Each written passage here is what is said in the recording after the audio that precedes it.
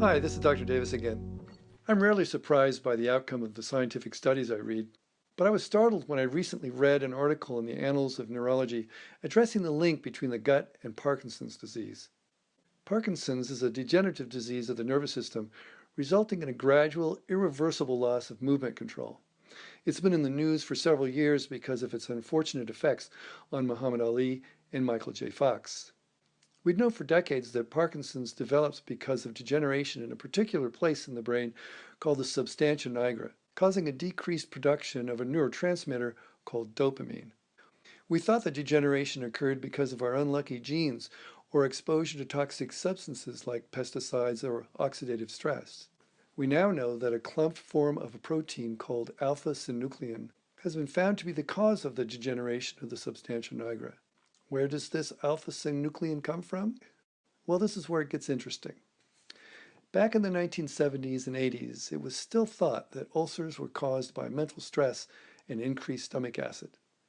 A common treatment back then was to surgically cut the vagus nerve that controls those functions in the stomach in the hope of decreasing stomach acid. The vagus nerve is a superhighway of information between the GI tract and the brain that flows both directions. Later it was found that stomach ulcers were actually caused by the bacterial infection H. pylori, so this procedure was abandoned. So what did they find? Well, people that had the vagal nerve surgery ended up with a decreased incidence of Parkinson's disease because the clumping synuclein proteins weren't able to travel up the vagus nerve from the stomach and the intestines to invade and kill nerve cells in the spinal cord, brainstem, and brain. In another study, just this year, it was found that the levels of synuclein were directly controlled by gut bacteria. The authors concluded that gut inflammation from an unbalanced good to bad bacteria ratio called dysbiosis, or small intestinal bacterial overgrowth, or leaky gut, can activate nerve cells within the gut nervous system to begin the clumping of synuclein.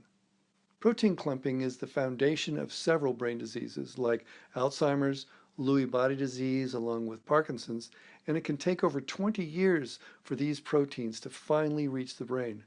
Unfortunately, during this process, there is continuous, ever-increasing damage to the nerves below the level of the brain, causing constipation, loss of smell, neuropathy, skin problems, swallowing difficulties, restless leg syndrome, bladder problems, and fatigue.